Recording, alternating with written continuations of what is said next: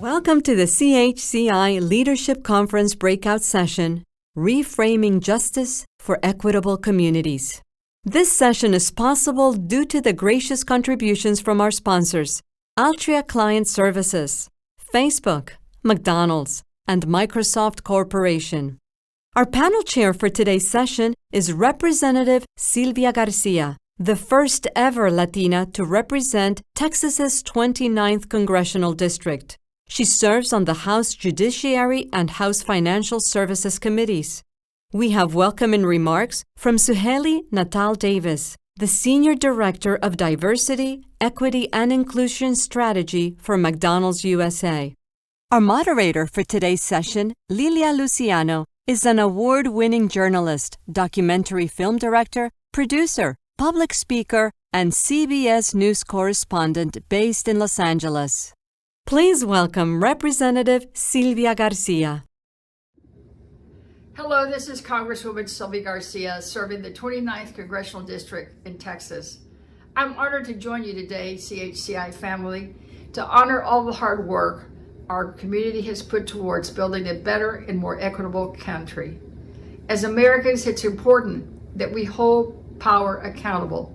It is what makes this great nation resilient to threats, foreign and domestic. Our Latino community has been key in the process of making our nation stronger, but our community has been hit hard by the constant discrimination at all levels of life and by injustices that sometimes have halted our growth. This is unacceptable. Time after time, we have prevailed in moving our country forward. We are hardworking people and we don't give up. We believe in the siempre adelante ethic. It is in our DNA, and we are generating change. Recent events have shown us that the path to reform is sometimes long and arduous. We mourned George Floyd's death and marched together to say no to police brutality. We have chanted no justice, no peace, and our young have reminded us time after time that we can move forward and change the status quo. I felt it personally as a granddaughter of hardworking immigrants. I have worked hard to push against those ceilings that try to push us aside. I have spoken up to change the status quo and have fought hard for our values. I have walked the path of reform, trying to build a more equitable nation, and we have made some progress, but we need to push and push for more until equity and equality are fully achieved. We will not be intimidated by violence and will continue to believe in the power of our voice and the resilience of our democracy and our country. As an impeachment manager, I have witnessed its resiliency, but we need to make sure that divisive rhetoric does not prevail and that no one, not even the president, is above the law. During this time of crisis, I've seen how young people are reclaiming their space and have a voice in our politics and our democracy. This gives me hope. In 2020, we saw that by working together and providing solutions for social justice, we can generate real change. We also showed that when the private sector and the public sector work together to build a more equitable society, we can tackle bigotry and racism. We need to remain committed. Now we have to follow more than ever the example from our younger generation and lead our communities at all levels of government and society. Because when our communities participate equally in the private and public sector, our country is better and our democracy is healthier. This includes involving the private sector to provide equal pay for Latinos in our country, but especially for Latinas. Also eliminating discriminations in the workplace, improving access to healthcare and education for our communities. Throughout our history, we have seen the power of us coming together. It makes us stronger and our voices louder. This is vital, and we all need to remain engaged to generate real change in our society. Sí podemos generar un cambio. Un abrazo y un gran saludo. Gracias. Thank you, Congresswoman Garcia, for those passionate remarks. Hello and good afternoon. I'm Suheli Natal Davis, Head of Diversity, Equity, and Inclusion for McDonald's USA. And I'm honored to be here with you today and introduce the panel on reframing justice for equitable communities. As we look around, The world feels extraordinarily complicated today. There are no shortage of complex issues impacting our communities, and it can feel daunting. But one thing that is clear is that none of us has the luxury of sitting on the sidelines anymore. Global companies like McDonald's cannot be complacent in our pursuit to better our communities. At McDonald's, our purpose is to feed and foster community. When we action on that purpose, we see firsthand the impact it has on our people and on their careers. One way we action on this purpose is through providing tuition assistance for those working under the arches. For Crew, our Archways to Opportunity tuition assistance program has provided education access and English language skills to over 65,000 people. We also believe in making education accessible for those that don't work under the arches. We're proud of our 35-year history of providing scholarships and financial assistance to Hispanic students through the McDonald's ACER National Scholarship Program. These are important investments aimed at dismantling barriers to equity and opportunity. Dismantling those barriers means building stronger and more resilient communities. That's why we're piloting emergency childcare to support the unpredictable and changing needs of our people, from crew to corporate. Our franchisees are also expanding a range of optional employee benefits, including childcare and elder care, varied wage increases, and paid time off benefits. McDonald's Corporation, for its part, will continue to support and co-fund certain of these benefit extensions in a way that supports franchisees and their local communities. We and our franchisees also advocate supporting individuals who have been through the criminal justice system and seek to provide them with a path to consistent and quality employment. In spring of 2021, we joined the Business Roundtable Second Chance Business Coalition because we, like most of you here today, are committed to expanding inclusive opportunities for employment and greater upward mobility, including for those with criminal records. Now more than ever, we're leaning into our values, and I'm proud to work for a company that is a positive force for change, because we recognize that our actions must be bigger than our words, and it's imperative to think beyond ourselves. I'm confident that the panelists today will lead us in a productive and engaging conversation that brings forward how Latinx leaders are working collectively across the nation to bring forth equitable change. Enjoy and have a wonderful discussion.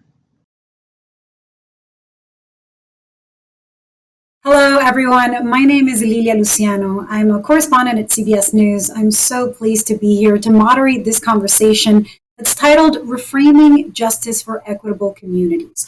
First of all, I'd like to thank Representative Garcia and Ms. Suhaili Natal Davis for your remarks and your introduction, and thank you to CHCI for providing a platform to discuss this incredibly important topic. The summer of 2020 brought what many have called America's racial reckoning. It's a time following the murder of George Floyd when America came to recognize and work to reform systemic racism in our institutions, in our lives, identify racial violence in forms that we hadn't addressed as a nation before, to address police brutality, racial and social inequity, evaluate discriminatory immigration policies, and then at a time when political and private sector leaders made commitments to implement change. But a true reckoning goes beyond campaign and corporate statements if it is to fulfill its promises. In this session, we will evaluate where we stand in this state of reckoning in 2021, a year after so many promises were made, and also highlight how Latinx leaders are actively working on the forefront of these changes. We want to hear from you, our audience, so please submit questions via the chat. You can also continue the conversation on social media using the hashtag CHCIHHM21. I'll repeat that. Hashtag CHCIHHM21. Now I'm pleased to introduce our expert panelists who each have deep experience working towards justice and equity in different industries and spaces, starting with Jonathan Gaze-Green, who is the president of programs at the Marguerite Casey Foundation. They are an organizer, orator, strategist, and believer. Jonathan is also the co-founder and former founding director of the Black Network, a multi-generational network of Black undocumented immigrants organizing in their communities. Welcome, Jonathan. Thank you so much for having me. Now we'll introduce Angela Arboleda, who's the Senior Director of Federal Government Affairs for the Altria Client Services where she's responsible for all federal, legislative, and regulatory activities affecting the Altria Group. She has worked on Capitol Hill and on criminal justice reform and equality issues at Unidos US and the National Organization for Women. Welcome, Angela. Thank you, Lilia, and thank you, CHCI, for having me. Now let's introduce Danielle Solomon, who's the Director of Justice Reform and Racial Equity Policy at Microsoft, where she leads the company's policy efforts on criminal justice reform and racial equity. Prior to this role, Danielle served as the Vice President of Race and Ethnicity Policy at the Center for American Progress and as Policy Counsel at the Brennan Center for Justice. Welcome, Danielle. Thank you for having me. And now we'll introduce Cynthia Dietley, who is the Director, Associate General Counsel for the Civil Rights Team at Facebook. Prior to joining Facebook, Cynthia served as the Director of Civil Rights Reform at the Matthew Shepard Foundation and led their National Hate Crime Enforcement Training Program for law enforcement. Prior to these roles, Cynthia served 22 years as a special agent with the FBI, specializing in civil rights, hate crimes, and police abuse and misconduct. Our exceptional panel is very well positioned to comment on the state of play as it relates to this panel. So I'd like to welcome everybody. You're hopefully seeing everyone on screen. And I'll start with a question, or rather with an introduction. I'll allow you to do it. Each of you has extensive experience in fighting racial injustice and promoting racial equity far before the summer of 2020. Can you please introduce yourself and tell us what is the principle that leads your work, starting in the order as you were introduced to make it easier, starting with you, Jonathan. Again, thank you so much for the invitation and the opportunity to be here. I've dedicated my life to the fight for racial justice and the broader fight for freedom in this country and abroad, both from the immigration perspective as someone who is still undocumented, and then also as bringing other intersections as Black, queer, trans, and really talking about the ways in which these systems interact and connect to affect those at the margins. I think the principle that I bring to this conversation and I brought to my work ever since I was in high school has been one of dreaming of a new world and a new possibility, of realizing that the systems that we have in place are not just broken, but we're working as designed. And together we can imagine new ways of being for all of us. Thank you, Jonathan. Angela. So thank you again for having me, CHCI. It's being here is like coming home. I've been very close to CHCI and worked in the Latino community throughout my 20 plus year career, whether I was working in the nonprofit sector or on the Hill and now in corporate America. I very much see myself and my North Star as being one seeking civil rights, justice, and equality. And so when I show up at work, I show up thinking about those three principles. And those are principles that guide me, not only professionally, but in my everyday life. I am proud to instill these principles to my young children so that the world can be a more just and equitable world. So when we talk about policy priorities, especially from a corporate perspective, my guide is that. And so I am only able to work for companies, for goals that really have that front and centered. Thank you, Angela. Danielle, if you'll introduce yourself and tell us what's the principle that leads your work. Well, thank you again, and good afternoon, everyone. I'm Danielle Solomon. I'm the Director of Justice Reform and Racial Equity Policy at Microsoft. This is a brand new role for Microsoft, and I'm honored to hold it. It really shows the commitment of the company to these issues, racial equity and justice reform. The two principles that actually have always guided my work are justice and equity. Equity meaning we are trying to get that justice. We are ensuring people have the tools they need to achieve the goals that they want and should have. But justice is when we're really focused on removing systematic barriers to achieving those goals. Prior to coming to Microsoft, I spent a lot of time engaged on the racial wealth gap and looking at all the data and all the different systems and seeing the horrible outcomes, even when people of color are doing everything right or playing by the rules. We really still see complete disparities. And to me, that said, it's not about the people, it's about how the systems are treating people. And so my work has always been guided by equity and justice, but also centering the systems. How do we actually change systems so we have better outcomes for all people? Thank you, Danielle. And I'll move on to Cynthia and ask you the same question. First, if you can introduce yourself, and then what the principle that leads your work. Gracias, Cynthia. So thank you to CHCI for inviting me to participate in this panel. Looking forward to it all week, so thank you. The first thing I would say is that, and I want to say this before I actually introduce myself, is that I feel that I've led with empathy and compassion before all else in my pursuit of justice. So currently I am the Director and Associate General Counsel for the brand new Civil Rights team at Facebook.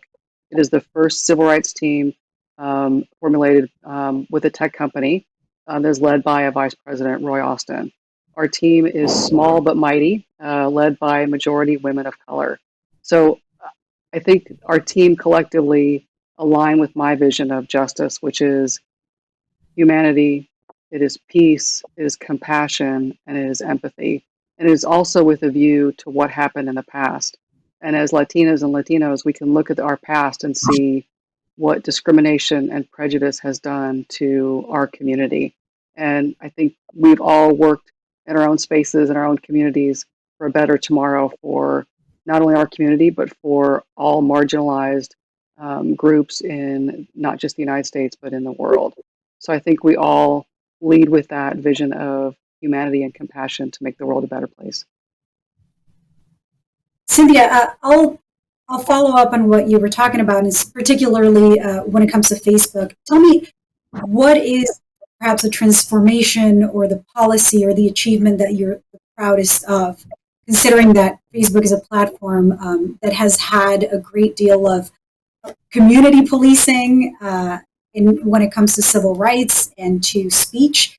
Tell us, what are you working on? What are you proud of? And where do you see that platform going to empower people and increase equity? That's a great question, and that's a great question, and I appreciate it. I think one of the things that our Vice President Roy Austin has said repeatedly is that his vision, his North Star, as Angela said, is to do no harm and to do good with all of our products on our platform, and to lead in a place with equity to make sure that, I guess as some of us know the play Hamilton, but make sure that the right people are in the room when it happens. The people who are most marginalized and most isolated in the world have a voice, and that's what Facebook does, is it gives people a voice to use that voice to create their own power and their own equity and their own community. So that's, I guess, the overriding structure of what we're trying to do at Facebook. I think we're also pretty proud of the advancements that we've made with taking down hate speech, with making sure that we have a platform that is welcoming and inclusive to everyone, regardless of their race, religion, national origin, disability, gender identity. We want to make sure that we have a place for very positive and engaging and future-looking conversations and dialogue. So I think that's one of the things that we've been very proud of to do at Facebook. I am, like you, very much looking forward to what we will accomplish, not just in our inaugural year this year, but also in the years going forward. And similarly, Danielle, your role is quite new at Microsoft. What changed last year? Tell me, within the company, within the corporation, what changes have you seen, and the importance of establishing a role like the one you hold at this moment? And by the way, please feel free to jump in. I'll remind the audience to send your questions. But definitely, I love to have people speak over each other as we do in a good, Latino family table. But I'll ask you, Danielle, just because of the specificity of your role at Microsoft. Yeah, I mean, I think the biggest thing that changed is I think companies recognize that we have to do more than say the right thing and partner with organizations. I think companies recognize we also have to engage, and that is from a public policy perspective, right? And so, my position again is very new. I'm in my inaugural year. I've been there 10 months. It was really, I think, a thoughtful process with conversation with employees, our ERGs, communities in which our employees live, but also where the company resides, to figure out what more should the company be doing to address these issues. And it was really about public policy, engaging in the debate, not taking a back seat, but actively engaging in this work. And I think that's the biggest shift that we've seen. Microsoft has long been engaged on these issues, but I think what they recognized in 2020, like many other companies, is you've got to do more. You've actually got to put your voice behind what you stand for when we're talking about policy, because policy is what actually changes people's lives, right? And so we have to do more. It's not to say saying the right thing is not important or partnering folks is not important. All of those things are important. But I think there is a recognition now that we also have to engage in the public policy debate. I mean, there is statements, there is a change that comes with hiring, with opening up leadership positions, but there's also accountability. There's also the kind of pressure that corporations can put on government to change policy. I want to take this question to Angela.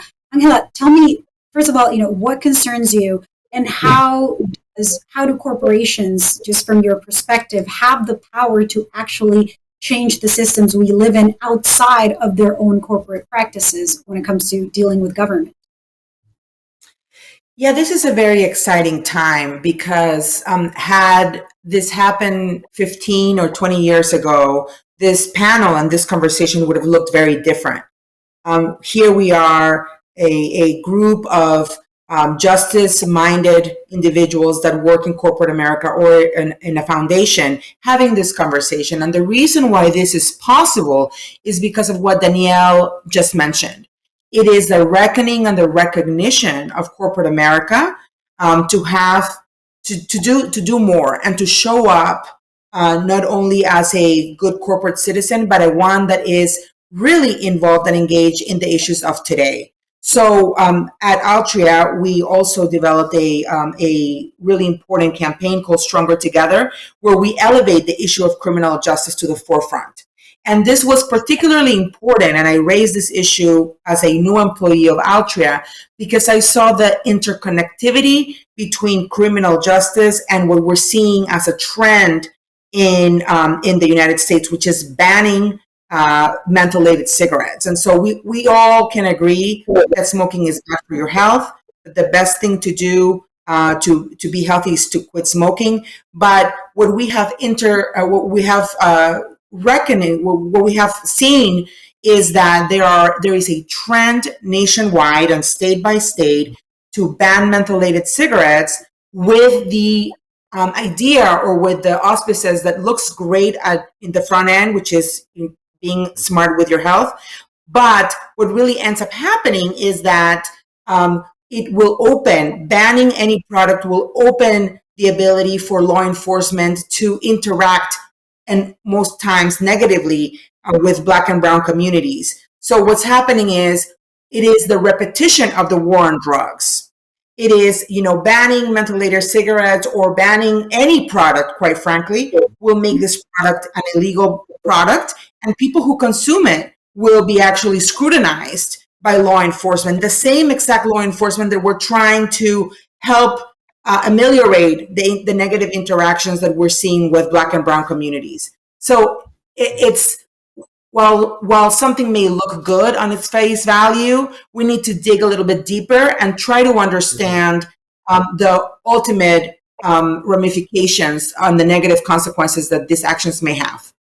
Yesterday we saw truly not just troubling but horrific, to quote the White House, images of the actions of Border Patrol agents at the border against Haitian asylum seekers. Asylum is legal. It's not illegal in this country, and yet the images were just resonant of the most horrible parts of our past. And I want to ask you, Jonathan, because I saw the first images I saw, of course, were from our own correspondents who tend to cover the border, and also from my colleagues at Univision, who came out and said, this is wrong, and put the images out there. And we're generally seeing, most of the coverage on the border, and most of the coverage I've done addresses or talks to people coming from Central America, but the humanitarian and security crisis and quite truly natural disaster catastrophes too that are affecting Haiti are pushing tens of thousands of people to seek asylum elsewhere.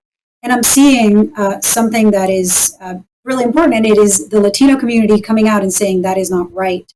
Jonathan, can you talk about the role that the Latino community has in terms of allyship, in terms of Latinos here, not just in terms of immigration, but in terms of criminal justice reform, in elevating our voices towards a more equitable nation all around for all groups in this country and all minorities?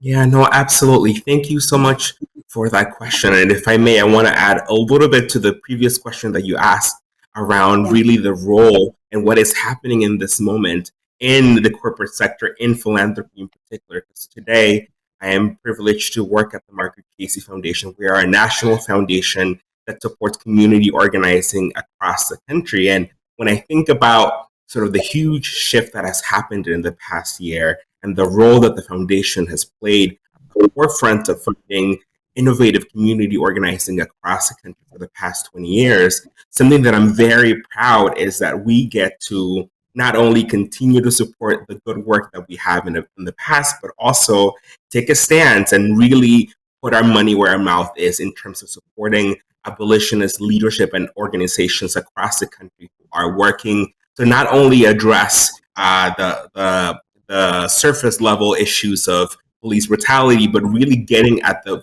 fact and the root of police and state violence. And I think that's something that, as we've seen in many reports in the past year, a lot of foundations in particular put a lot of statements around racial equity. But when we look at the money and where it went, more often than not, it actually did not go to racial equity and racial justice. More often than not, it actually did not go to issues of policing and criminal justice. So I want to make sure that we, one, underscore the need for, yes, there is a lot of progress and there is lots of different organizations, like the folks on this panel taking initiative, and there's the rest of our sector that also needs to catch up. So I want to highlight on one end. On the second end, to the question that you just asked, Lilia, as an Afro-Latinx person from Panama, I've spent the majority of my life working on immigration issues, racial justice issues. And I will tell you that when I saw those pictures this week, I was speechless. And I wasn't speechless because I was surprised. I wasn't speechless because my mind could not comprehend. But I was speechless because the very same things we've been saying for nearly a decade at this point about the intersection of racial justice and immigration and the way in which it brutally intersect and addresses and targets those of us who are most vulnerable. It's just playing out in bright, plain light, and we are still not doing something about it. I was speechless because, we had, this is a nonpartisan conversation, and all of us work at nonpartisan organizations as well. And, I think, I want to see the very same level of outrage that we've seen in the past 4 years when the previous administration would launch their attacks on the Latino community. I want to see the same level of fervor when we look at those pictures from this week of Border Patrol whipping Haitian migrants. I mean, I am disgusted and not surprised that this is how it shows up. I think one of the questions that I keep asking is like, okay, so this was caught on a camera, like what else happens under the name of our US government that we don't get to see behind the doors of detention centers, behind the doors of all these facilities across the country. So I think the question that I'm left with, the question that I continue to ask my fellow Latinx communities who may not be Black, or the broader community who believes in freedom and justice, is how long will we tolerate these abuses under the name of our US government? Like, what is it going to take for things to finally change? I know that change does not come overnight, and it is absolutely unacceptable for that to be what we see being done with our very own tax dollars. So how long will we continue to tolerate these abuses in the name of our government? And this is something that, happens within our communities. It happens at the border, and it also happens beyond. I mean, we just witnessed our government saying, "Whoops, we made a mistake," and in this strike in Afghanistan that killed children and innocent people. Cynthia, you've worked within the federal government, really implementing, affecting change, observing what is done wrong in our institutions. What is required? What kind of consequence is necessary for things to really change, for us to, as a country, treat everybody equally as human and respect civil rights and human rights? Well, thank you for that question. Accountability, leadership. It's striking to me that, as Jonathan pointed out, the failure of our federal government to protect those most vulnerable on the border, those most vulnerable in our society, especially if you look at in the past year, when you talked about 2020, we saw how our country turned inwards and against each other. There were so many people in the United States that were blaming our Asian and Pacific Islander friends for the COVID-19 pandemic. We've seen how Haitian immigrants, as you brought up, have been treated. We've seen how in our nation's history, Japanese Americans, Chinese Americans, Black, we've just seen it repeat over and over and over, how someone is to blame for something and they are treated with just indescribable trauma and terror. I think the way to go forward is to, number one, always look back to see what happened. What did we do in the past to a particular community? I know as a Latina, I know my heritage, being the granddaughter of Mexican immigrants. I know about forced repatriation of Mexicans in the late 19th and early 20th century, the forced school segregation. I know my history. I know what the government did to my ancestors. And if I'm going to be a force for change going forward, I need to look back first. But I think to look forward and to make real change happen, that has to be put into place by strong leaders who are willing to be accountable, who are willing to apologize for what they did wrong, and for willing to step aside. If there is something that has been on their watch that has happened that has hurt people, those leaders have to be willing to say, you know what? This was on me. This happened under my watch. I was the leader of this particular agency. This happened under my watch. Maybe I need to step aside and somebody else needs to come in. And I don't see that a lot in the federal government. I don't see people willing to step off and let someone else come in and move the change and be the change that has to occur. But it has to first be leadership and accountability and a willingness to do some really hard things and engage in hard and difficult conversations with the right people to move the needle forward. Can I just jump? Oh, yeah. Sorry. Yeah, go ahead, Danielle. I was just trying to get in there. I also wanted to say, what is the wrong approach?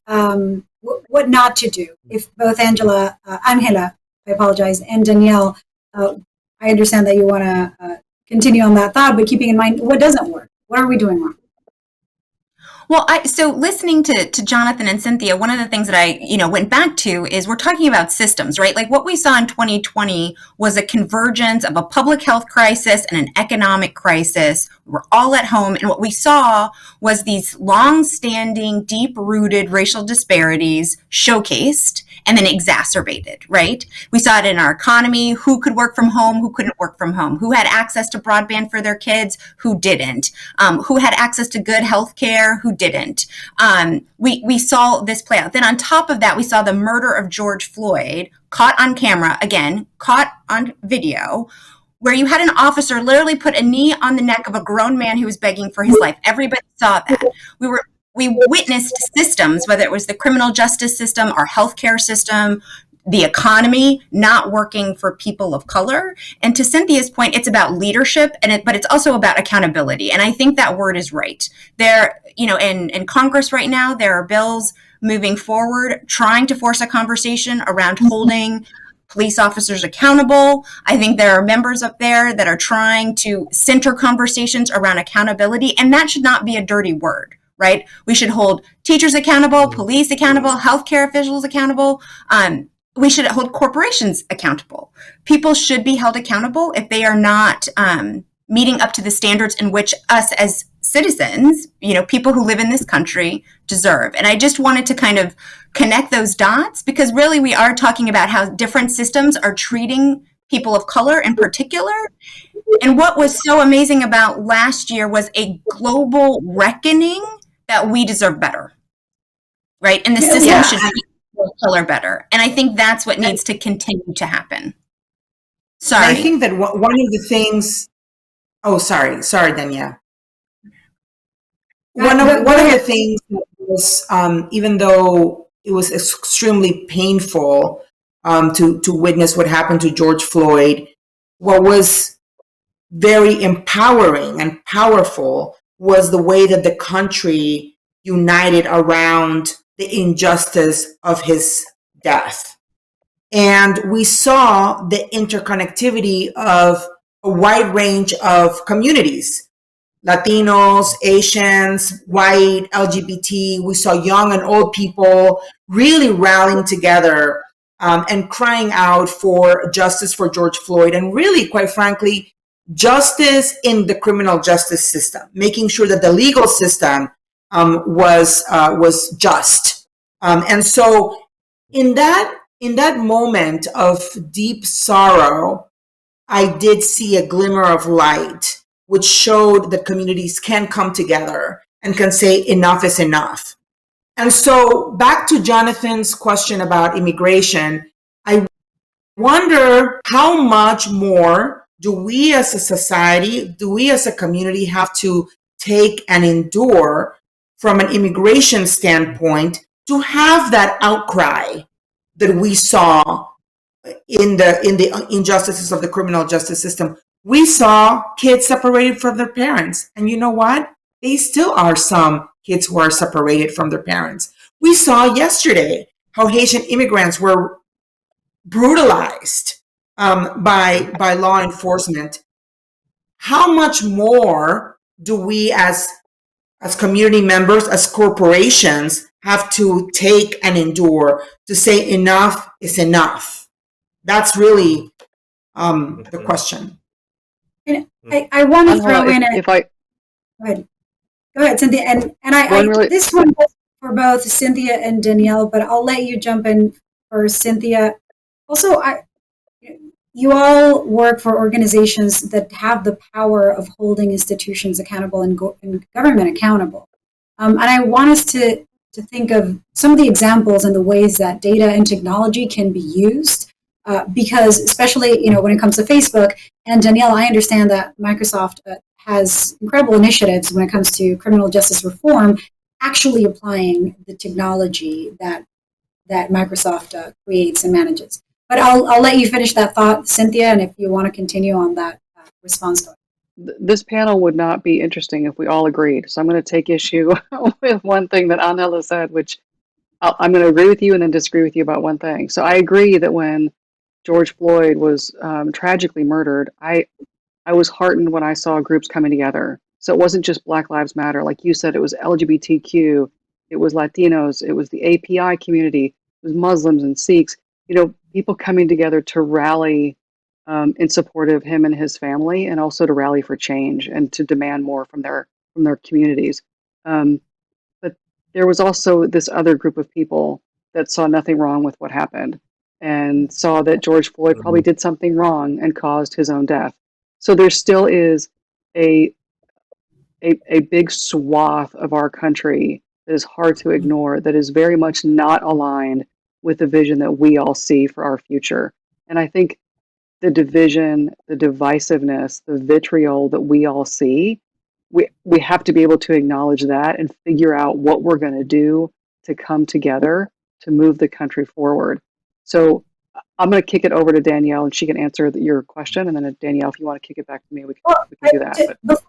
Before we go into that, because of what you're saying, Cynthia, I mean, I think social media plays such a crucial role in dividing. You'll see the same meme or the same image of a meme with a different phrase, and that's how people are being informed. And our social media platforms definitely triple down on groupthink and do radicalize people in many ways. And we all live in these different silos, seeing different versions of reality because of the way that the algorithms work. What is Facebook doing? Not to brainwash people into thinking in the same ways, but to humanize people, to make sure that we are actually cross-communicating and understanding each other.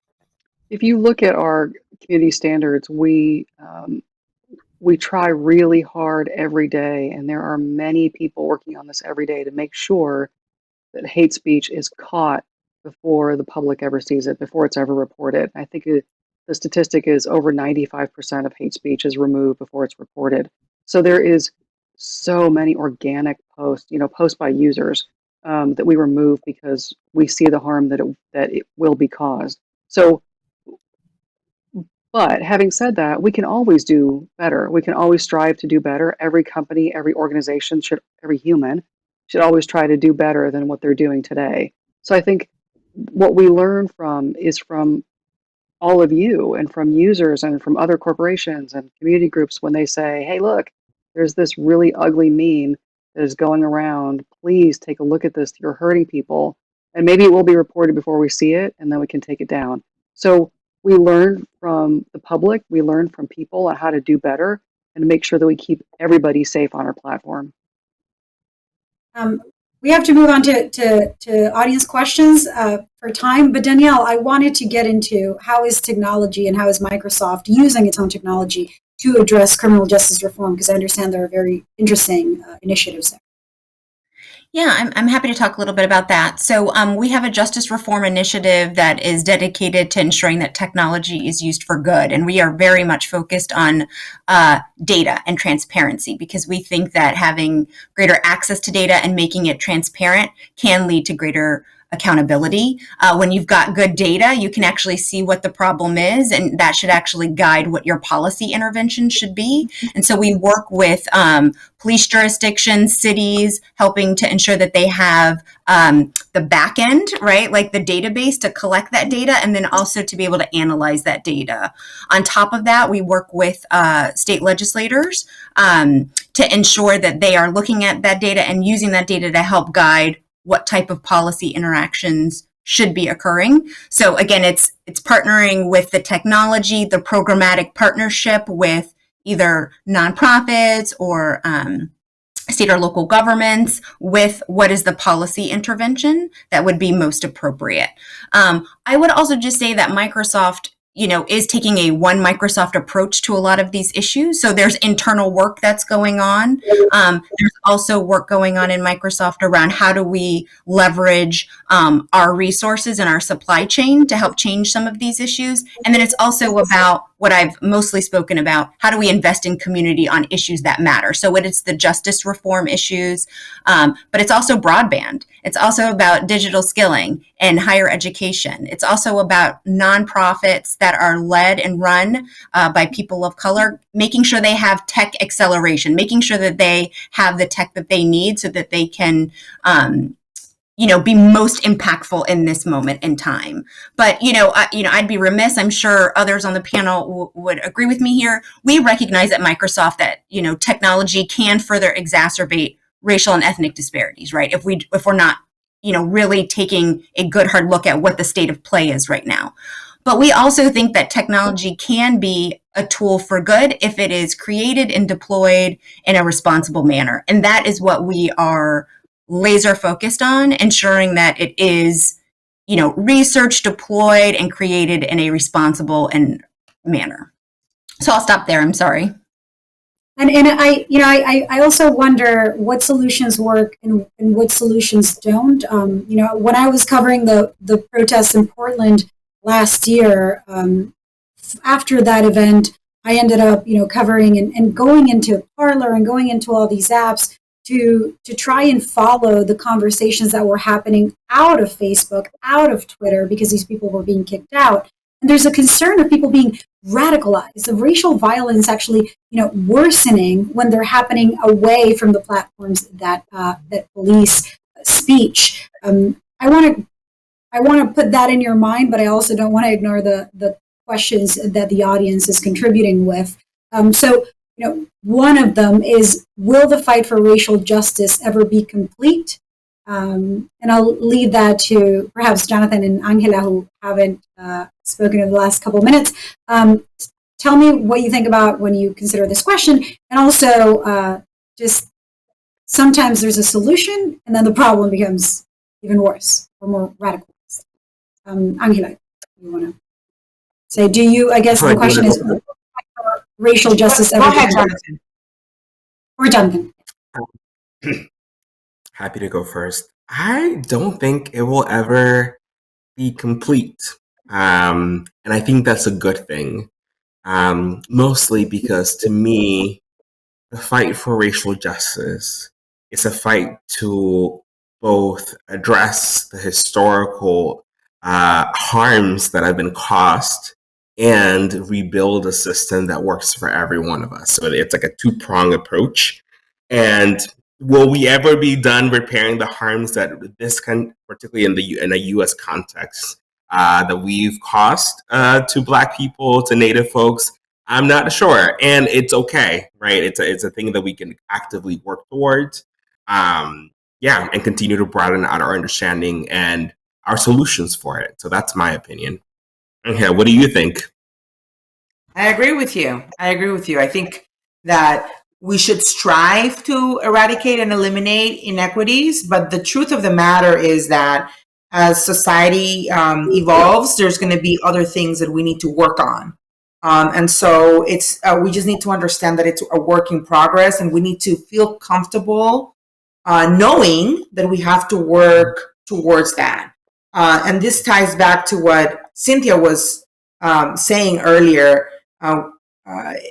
It is that reckoning of people not being aligned to equity and justice. It is that very negative rob and that very dangerous interaction that happens that will actually make us be a more perfect union. Because as long as there is differences and hate and whatever, then there is something to work towards. Not easy, but definitely something to point to. The next question from the audience is, how can low-income communities and communities of color create effective alliances in the fight for justice? A strategy of the past has been, divide people and perhaps villainize different groups of people as opposed to changing or demanding changing the system as a whole. If anybody who wants to jump in to answer that question, how can low-income communities and communities of color create effective alliances in the fight for justice? I'll get started. I love this question. Thank you to the audience member who posted. I really feel like the first step in this journey for folks is to stop fighting for crumbs and go for the whole.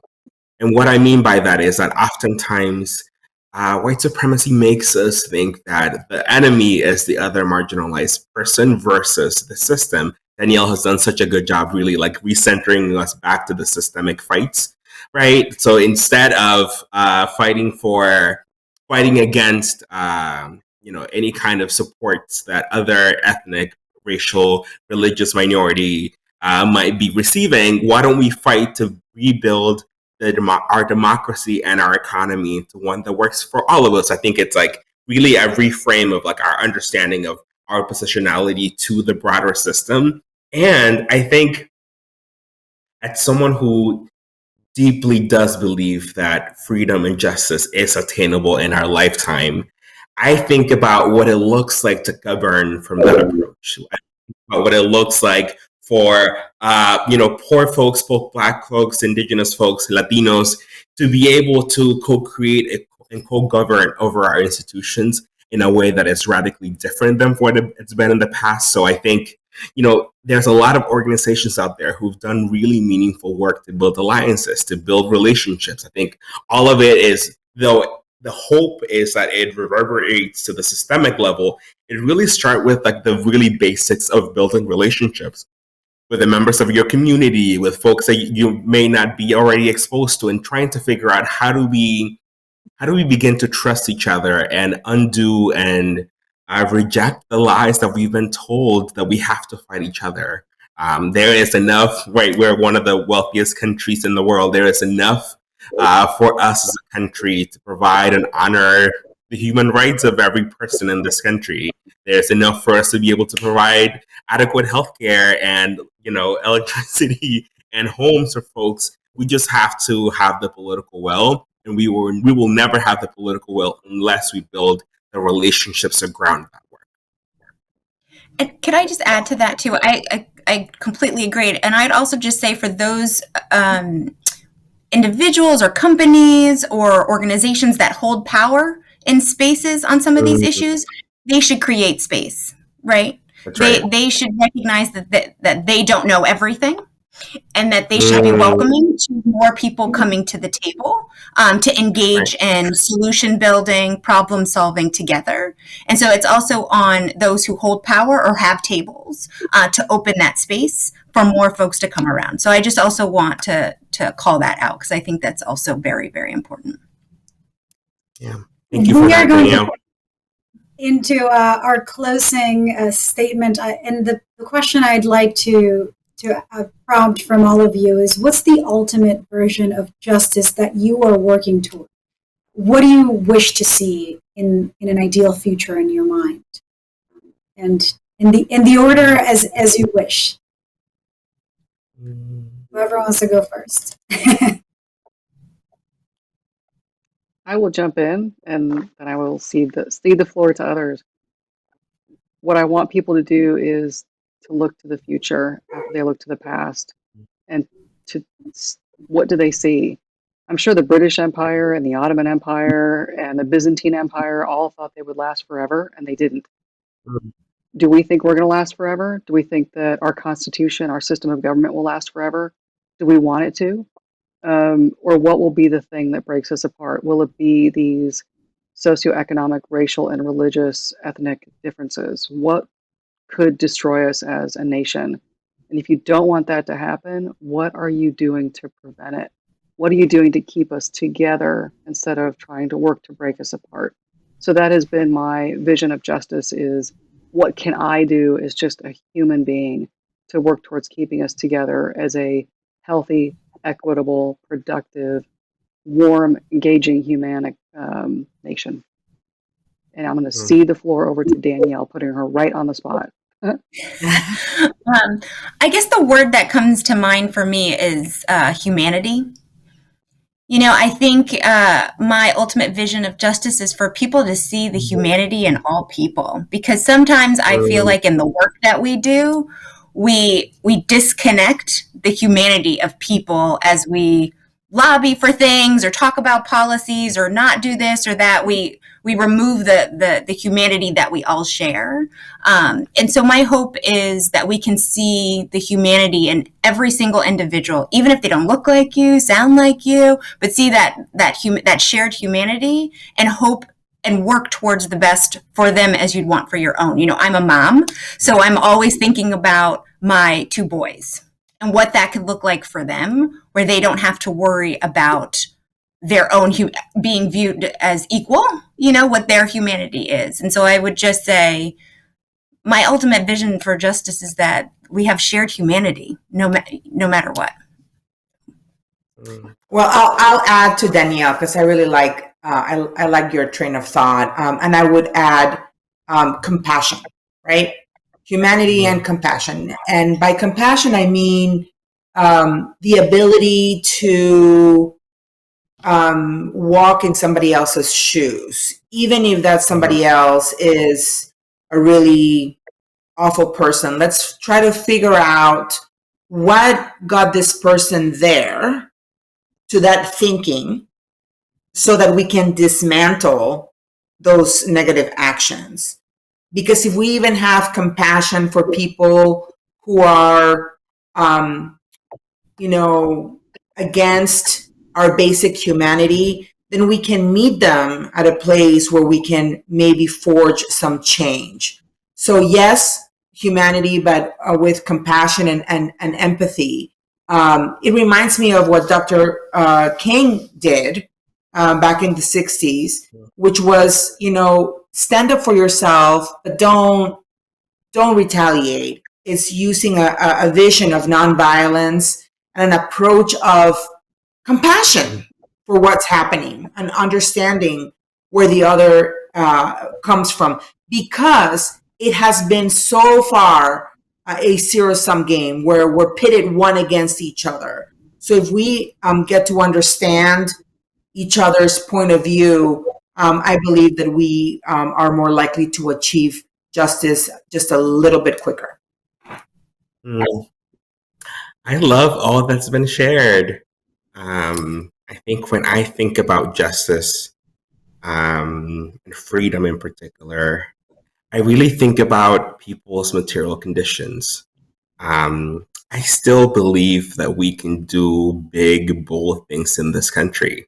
I still believe that we can eradicate poverty. We can, end bias in our systems. We can fight for equity. We can do all the big things that we are fighting for. And to me, what a just world and a just country will look like is folks having their human rights respected, their basic needs met, and reimagining the role that government and corporations play in that role, so that everyone can thrive, not just some at the expense of others, but every one of our community members can have what they need to survive. Well, I wish we could stay here all day. You have so much wisdom to share. Thank you so much to all of our audience here, to those who contributed with questions, and especially to our extraordinary panelists, Jonathan, Angela, Danielle, and Cynthia. To sum up some of the ideas, I think it's taking from what Cynthia says is, the only way, that saying that's the only way forward is back, is acknowledging the past, is building from it with humanity, as Danielle said, with compassion, as Angela did, and to be able to aim for those moonshots, for those impossibles that we've thought are impossible, but with humanity and compassion. Thank you so much for attending CHCI's Leadership Conference. Please keep tweeting about the summit and sharing your thoughts at CHCI HHM21, hashtag CHCI HHM21. Make sure to check out the pitch competition, which is up next, and tune in tomorrow for a morning plenary session on economic recovery. Enjoy and have a wonderful rest of your afternoon, week, and your night.